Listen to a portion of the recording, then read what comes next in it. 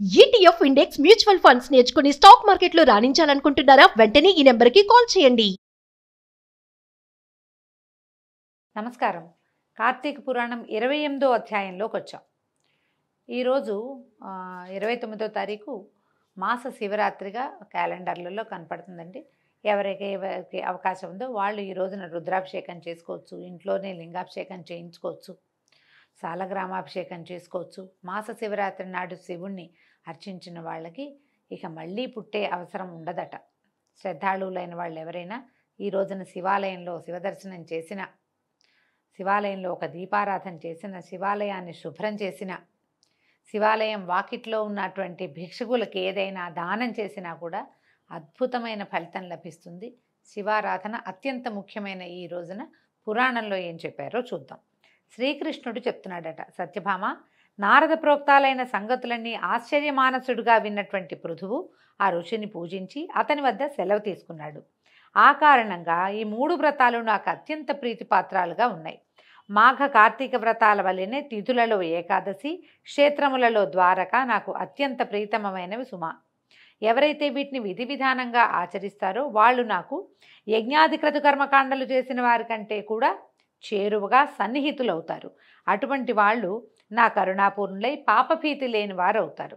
శ్రీకృష్ణ వచనామృత శ్రవణ జాత విస్మయ అయినటువంటి సత్యభామ, స్వామి ధర్మదత్తుని చేత ధారపోయబడిన పుణ్యం కలిగినటువంటి కలహకి కైవల్యం లభించింది. కేవలము కార్తీక స్నాన పుణ్యం వల్ల రాజద్రోహాది పాపాలు కూడా పటాపంచలైపోతున్నాయి. స్వయం కృతాలో కర్తల నుండి దత్తములో అయినవైనా సరే. అలా కాకుండా మానవ జాతికి పాపపుణ్యాలు ఏర్పడే విధానం ఏమిటి, దాన్ని వివరించమని కోరిందట. అప్పుడు సాధువర్తనుడైనటువంటి మన గోవిందుడు శ్రీకృష్ణ పరమాత్మ ఇట్లా చెప్పటం మొదలుపెట్టారు. పాపపుణ్యాలు ఏర్పడే విధాలు. ప్రియా, కృతయుగంలో చేయబడిన పాపపుణ్యాలు గ్రామానికి, ద్వాపర యుగంలోనివి వారి వారి వంశాలకి చెందేవి. కలియుగంలో చేయబడినటువంటి కర్మఫలం మాత్రం కేవలము ఆ కర్తకొక్కడికే సిద్ధిస్తుంది. ఎంత బాగా చెప్పారండి. మిగిలిన యుగాల పద్ధతి వేరు. ఈ యుగంలో ఎవరు ఏం చేస్తాడో ఆ పాపం వాడిదే. అది వాడు అనుభవించక తప్పదు, దానికి తప్పించుకోలేడనమాట. సంసర్గరహితమైన సమాయత్తములు అయ్యే పాపపుణ్యాల గురించి చెప్తాను విను.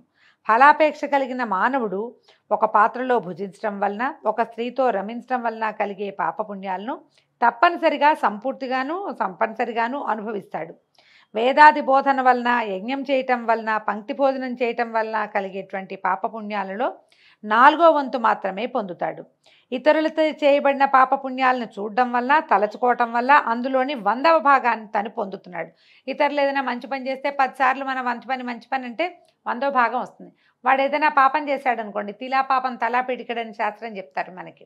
వాడి గురించి పదే మాట్లాడితే అందులో నుంచి భాగం కూడా మనకు వస్తుంది. తప్పు చేసిన వాళ్ళ గురించి పదే మాట్లాడడం, వాళ్ళని ఆడిపోసుకోవటం, వాళ్ళ గురించి గాసిపింగ్ చేయటం లాంటివి అస్సలు పనికిరావండి. వాళ్ళు చేసిన తప్పు అకార్యాలు, చేయకూడని పనులు, వాటి తాలూకు భాగం మనం కూడా పంచుకుంటాం. పురాణంలోనే ఖచ్చితంగా చెప్పారు చూడండి. ఇది ఇతరులను దూషించేవాడు, తృణీకరించేవాడు, చెడుగా మాట్లాడేవాడు, పితూరీలు చెప్పేవాడు, వీడు ఇతరుల పాపాలను తాను పుచ్చుకుని పుణ్యాన్ని జారవిడుస్తున్నాడని తెలుసుకో. మన పుణ్యం పోతుంది, వాళ్ళ తిలా పాపం మన నెత్తి మీదకి పిడికెడుగా పరిణమిస్తుంది. తన భార్య చేతనో, కొడుకు చేతనో, శిష్యుని చేతనో తప్ప ఇతరుల చేత సేవలు చేయించుకున్నట్లయితే తప్పనిసరిగా వారికి తగినంత ద్రవ్యాన్ని ఇచ్చి తీరాలి. డబ్బిచ్చి సేవ చేయించుకోవచ్చు. భార్యకి, కొడుక్కి, శిష్యుడికి డబ్బులు ఇవ్వక్కర్లా, వాళ్ళు సంతోషంగా చేస్తారు. వాళ్ళకి డబ్బు ఇవ్వక్కర్లా. నీకు పని చేశాను కాబట్టి నాకు డబ్బు ఇవ్వని అడగకూడదు భార్య కానీ, కుమారుడు కానీ, శిష్యుడు కానీ. అలా ఇవ్వని వాడు తన పుణ్యంలో సేవానురూపమైనటువంటి పుణ్యాన్ని ఆ ఇతరులకు జార విడుచుకోవాల్సి వస్తుంది. ఎవరైనా చుట్టాల అబ్బాయి మన ఇంట్లో ఉండి పనిచేసి పెట్టినా కూడానండి, వాడికి తగిన ప్రతిఫలాన్ని ముట్టజెప్పాలి, లేకపోతే మన పుణ్యం వాడికి వెళ్ళిపోతుందట.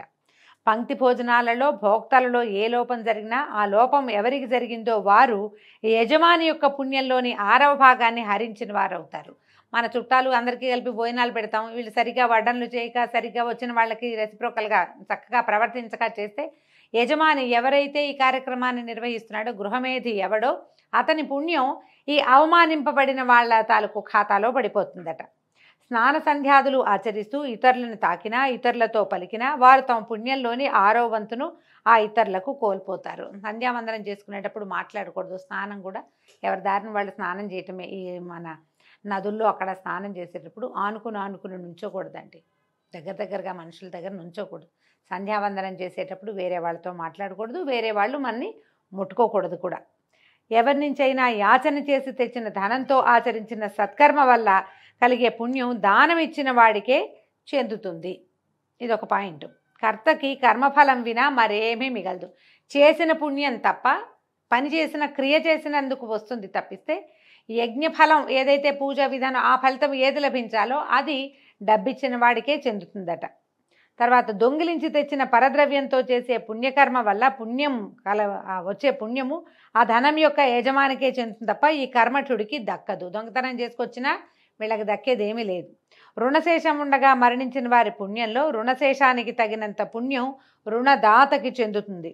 పాపం కానీ పుణ్యం కానీ ఫలానా పని చేయాలనే సంకల్పం కలిగినవాడు, ఆ పని చేయటంలో తోడ్పడేవాడు, దానికి తగిన సాధన సంపత్తిని సమకూర్చినవాడు, ప్రోత్సహించేవాడు తలా ఒక 6వ వంతు ఫలాన్ని పొందుతారు. మంచైనా చెడైనా. ప్రజల పాపపుణ్యాలలో రాజుకు, శిష్యుని వాటిలో గురువుకు, కుమారు నుంచి తండ్రికి, భార్య నుండి భర్తకి 6వ భాగం చేరుతుంది. ఇది ఒక క్లియర్ స్టేట్మెంట్ అండి. ఏ స్త్రీ అయితే పతిభక్తి కలదో నిత్యం తన భర్తను సంతోషపెడుతుందో ఆ స్త్రీ తన భర్త చేసిన పుణ్యంలో సగభాగానికి అధికారిని అవుతుంది. మనం లోకసామాన్యంగానే చెప్పుకుంటామండి. శాస్త్రం చెప్పింది భర్తలు చేసినటువంటి పూజల్లో వాళ్ళ పుణ్యంలో సగభాగం భార్యకి చెందుతుంది అని. పురాణం ఇంకో ప్రత్యేక వాక్యం చెప్తోంది. ఎవరైతే భర్తని అనుసరించి ఉంటారో, ఆయన ఏదో పూజ చేస్తున్నాడు, వీళ్ళు ఏదో చేస్తాడు, ఎలాగో మనకు పుణ్యం వస్తుంది కదా అని అనుకోకూడదు. పరిచర్య చేసిన స్త్రీకి లభిస్తుందని కృష్ణ పరమాత్మే చెప్పాడట. మనకు ఎలాగో వస్తుందని అనుకోకుండా ఆయన పూజ చేస్తుంటే పరిచర్య కావాల్సిన సామాన్లు ఏర్పరచడం, ఇల్లు వాకిలి తుడిచిపెట్టడం, ఓ ప్రసాదం నివేదన చేయటం, ఏదైనా వాళ్ళు ఎవరికో సహాయం చేస్తానంటే ఎందుకు అవన్నీ అని అంటాం. అలాంటివి చేయకూడదు. ఈ పని చేయాలి, హెల్ప్ చేయాలి. ఎక్కడికైనా ఏదైనా ఆయన మంచి పని చేస్తానన్నప్పుడు ఎంకరేజ్ చేసిన వాళ్ళకి సగం ఫలితం ఖచ్చితంగా లభిస్తుందట స్త్రీలకి. తర్వాత ఏం చెప్తున్నారు, తన సేవకుడో కొడుకో కానీ ఇతరుని చేత ఆచరింపజేసినటువంటి పుణ్యాలలో తనకి 6వ వంతు మాత్రమే లభిస్తుంది. ఈ విధంగా ఇతరులెవరూ మనకి దానం చేయకపోయినా, మనకి ఏ నిమిత్తము లేకపోయినా వివిధ జనసాంగత్యాల వల్ల పాపపుణ్యాలు మానవులకు ప్రాప్తించడం తప్పడం లేదు. అందువల్లనే సజ్జన సాంగత్యం ప్రధానమని గుర్తించాలి. ఇందుకు ఉదాహరణగా ఒక కథ చెప్తాను, వినమంటున్నారండి.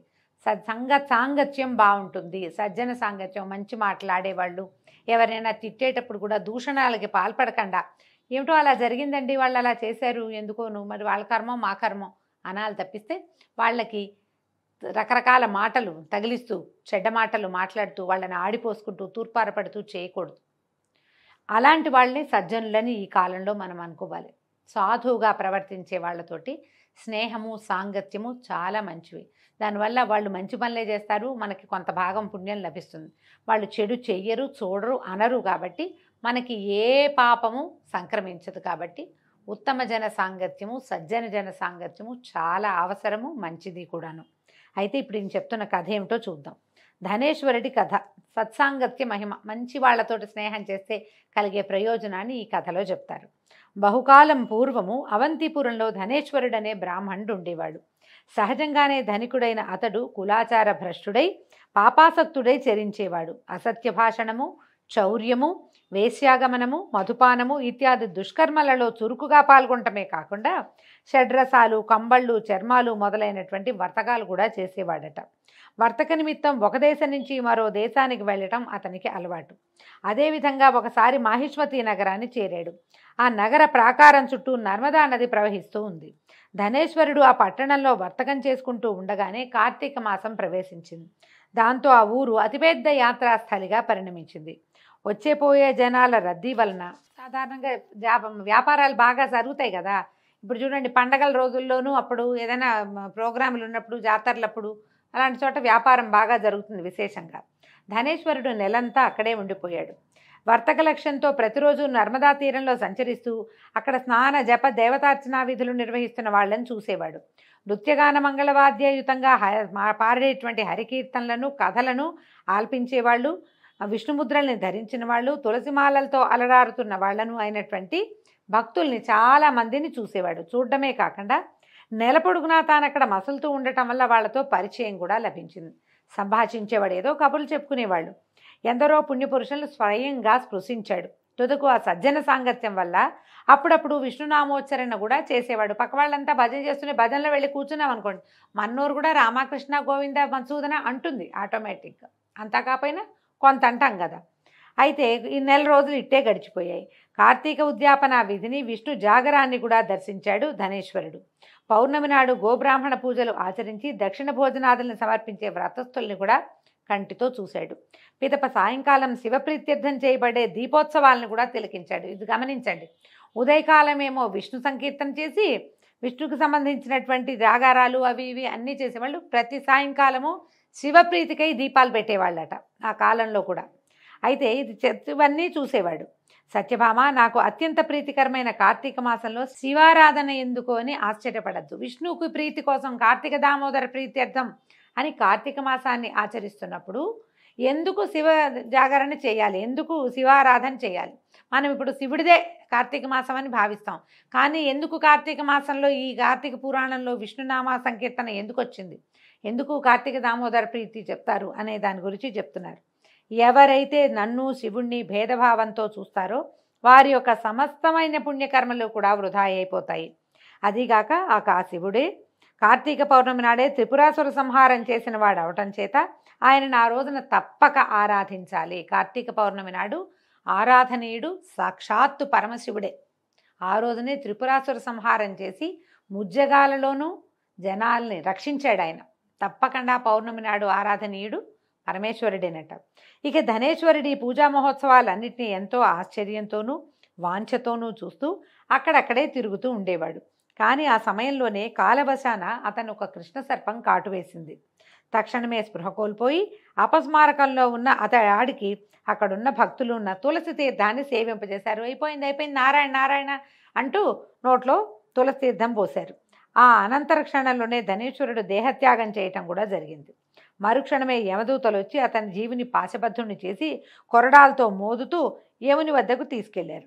యముడు అతని పాపపుణ్యాలను గురించి విచారణ ప్రారంభించగానే చిత్రగుప్తుడు అన్నట్టు ఆ పుస్తకం తెరిచాడనమాట. చిట్ట తెరిచి, హే ధర్మరాజా, వీడు ఆగర్భ పాపాత్ముడే గాని అణుమంతైనా పుణ్యం చేసిన వాడు కాదండి. వీడి పుస్తకంలో అసలు ఎక్కడా లేదు, వీడికి ఏ అకౌంట్లోనూ వీడి దగ్గర పుణ్యబలం అన్న మాటే లేదు అనేసరికల్లా ఈయనేం చేశాడు, దండధరుడు తన దూతల చేత ధనేశ్వరుడి తలని చితకొట్టించి కుంభిపాక నరకంలో వేశారట. అయితే ధనేశ్వరుడు ఆ నరకంలో పడగానే అక్కడ కుంభిపాకట్ల మంటలు రేగుతూ ఉంటాయి. మొత్తం మంటలన్నీ చల్లారిపోయినాయట. ఆశ్చర్యపడిన దూతలు ఈ విషయాన్ని కాలుడికి విన్నవించారు. అంతకంటే అబ్బురపడిన నరకాధీశుడు తక్షణమే ధనేశ్వరుని తన కొలువుకు పిలిపించి పునర్విచారణని తలపెడుతూ ఉండగా అక్కడికి విచ్చేసిన దేవర్షి అయిన నారదుడు, ఓ యమధర్మరాజా, ఈ ధనేశ్వరుడు తన అంత్యకాలంలో కార్తీక మాసోత్సవాన్ని వీక్షించాడు. నరక నివారకాలైన అనేక పుణ్యాలను ఆచరించాడు కనుక ఇతనిని నీ నరకం ఏమీ చేయలేదు. ఎవరైతే పుణ్యపురుష దర్శన స్పర్శన భాషణాదులకు పాత్రలో వారా సజ్జనుల యొక్క పుణ్యంలో 6వ భాగాన్ని పొందుతున్నారు. అటువంటిది ధనేశ్వరుడు ఒక నెల పాటు కార్తీక వ్రతస్థులైన ఎందరెందరో పుణ్యాత్ములతో సాంగత్యం చేసి విశేష పుణ్యభాగాలను పొంది ఉన్నాడు. కార్తీక వ్రతస్థుల సహజీవనం వల్ల ఇతడు కూడా సంపూర్ణ కార్తీక వ్రత ఫలాన్ని ఆర్జించుకున్నాడు. అదీగాక అవసాన వేళ హరిభక్తుల చేత తులసి తీర్థాన్ని కూడా పొందాడు. కర్ణపుటాలలో నారాయణ నామస్మరణ చేయబడింది. పుణ్య నర్మదా తీర్థాలతో వీని దేహం సుస్నాతమైంది. అందరూ హరిప్రియుల ఆదరణకు పాత్రుడైన ఈ విప్రుడు నరకానుభవానికి అతీతుడని తెలుసుకో. అక్కడ ఉన్న వాళ్ళందరూ అందరూ హరిసేవే చేశారు. నర్మదా తీరంలో సాయంకాలం శివప్రీతి కోసం దీపాలంకరణలు అవి చేశారు. దీపమాలాలు సమర్పించారు, జ్వాలాతోరణాలు కట్టారు. ఆ తర్వాత దీపాలని నదిలో రోజు వదిలిపెట్టేవాళ్ళు. అలాంటి వాళ్ళ సాంగత్యంలో ఉన్నందువాడికి ఇక నరకానుభవం జరగదు. ఇతను నరకానికి అతీతుడు. ఇతగాడు దేవతా విశేషుడు, పుణ్యాత్ముడైన ఈ భూసురుడు పాపభోగాలయమైనటువంటి నరకమందు ఉండేందుకు అర్హుడు కాదు నాయన, ఇతన్ని ఇక్కడి నుంచి పంపించేసేయమని నారదుడు యమధర్మరాజుకి బోధించాడు. దీంతో 28వ రోజు పారాయణ పూర్తయిందండి. రేపు ఉదయం 29వ రోజు పారాయణలో మళ్ళీ కలుసుకుందాము. నమస్కారం.